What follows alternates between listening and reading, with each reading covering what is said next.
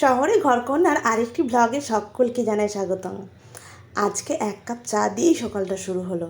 এখন বাজে প্রায় 6:45। এখন আমরা বেরিয়ে পড়েছি মর্নিং ওয়াক করতে, তাও আবার বাইকে করে। আমার ছোটো মেয়ে প্রথমবার বাবার গাড়ির সামনে বসলো। কেমন সুন্দর বসে আছে দেখুন না, মনে হচ্ছে চলে যাবে। ওর বাবাকে বলছি একটু আস্তে করে গাড়িটা ছাড়ো। কি করে, ওর কোনো কিছু হেরফেরই নেই, কি কনফিডেন্স।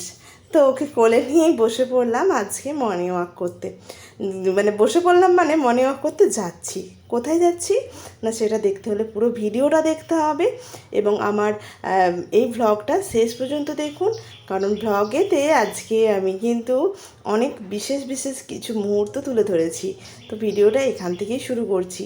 এটা কি বলুন তো, এটা হলো আরামবাগের সিবিএসসি স্কুলটা এত সুন্দর, আমি কিন্তু এই প্রথমবার দেখলাম। ওর বাবা বললো চলো একটু ঘুরিয়ে আনি।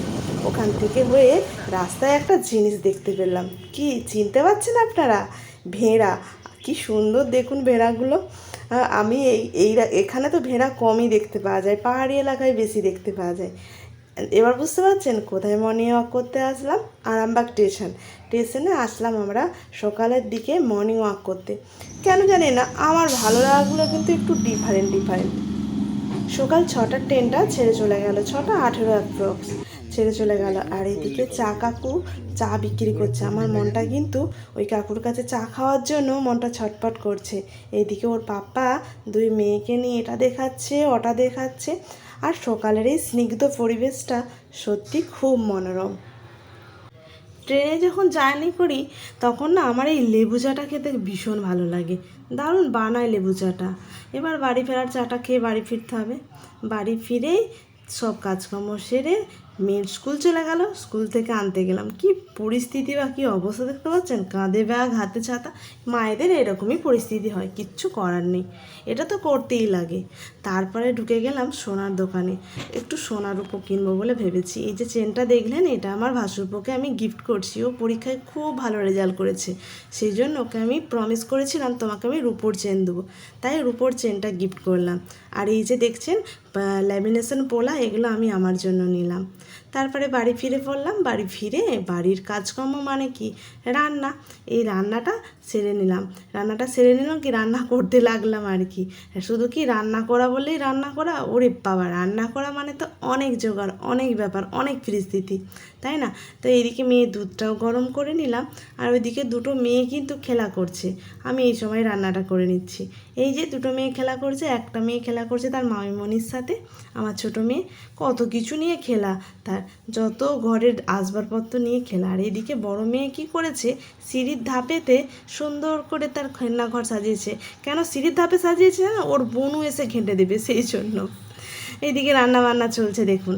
এইদিকে রান্নাবান্না চলছে বলতে আজকে রান্না করছি একদম পাতলা ঝোল পেঁপে দিয়ে, কিছু ভাজাভুজিও করে নিয়েছি। মেয়েদের সারাদিনে সব থেকে বড় কাজ কি জানেন? আমার মনে হয় ব্যক্তিগত অভিমত যে সব থেকে বড় কাজ হলো রান্নাটা যদি সকাল সকাল হয়ে যায় বা খুব তাড়াতাড়ি হয়ে যায়, তাহলে কিন্তু মনে হয় অনেকটা কাজ সারা হয়ে গেল। কি বলবো, 24 ঘন্টার একটা বড় কাজ সারা হয়ে গেল। মেয়েরা কিন্তু এটা ভাবে যে রান্নাঘরে কখন রান্নাটা সেরে ফেলি।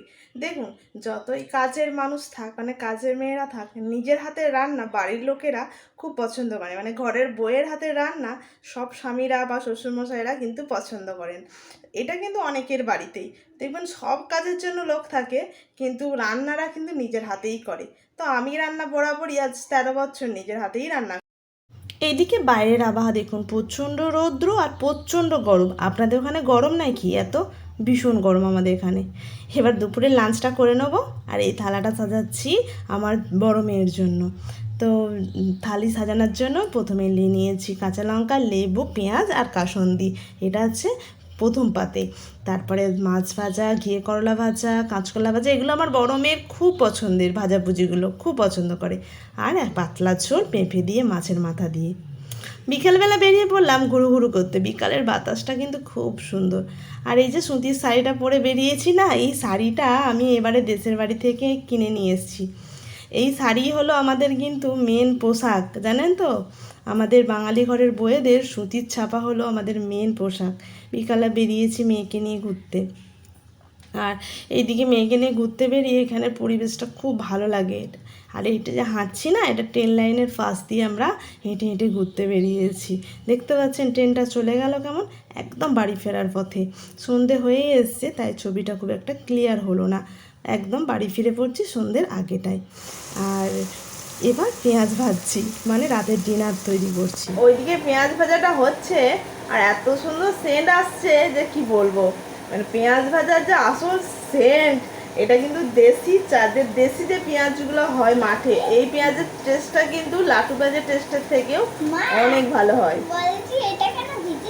এটা ভিজেছিলাম করবো বলে, সরু পিঠে করবো বলে।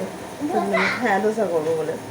আজকে ধোসা করার জন্য আমি চাল ভিজিয়েছিলাম, কিন্তু হয়ে ওঠে না। ওইদিকে পেঁয়াজ ভাজাটা দেখতে হবে।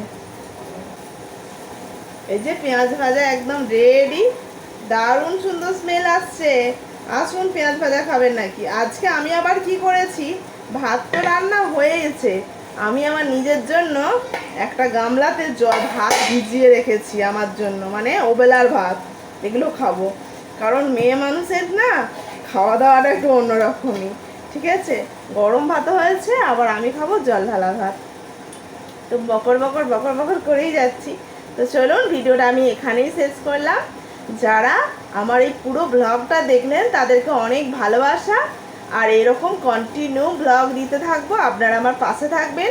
যে যেখানেই থাকুন, আমার আত্মীয় স্বজন, আমার পরিবার, আমার প্রিয় দর্শক এবং আমার বন্ধু বান্ধব, যারাই আমার ব্লগটা দেখুক না কেন, যেখান থেকেই দেখুক না কেন, সবার জন্য রইল শুভকামনা, সবার জন্য রইল সুস্থতা কামনা। সবাই যেখানে থাকুক সুখ শান্তি সমৃদ্ধি সুস্বাস্থ্য চারটে বজায় রেখে ভালো থাকুক, এই কামনা করে এখানে ব্লগটা শেষ করছি। Tata, bye bye. আবার নেক্সট কোনো এক ব্লগে আপনাদের সাথে দেখা হচ্ছে। টাটা, করে দাও।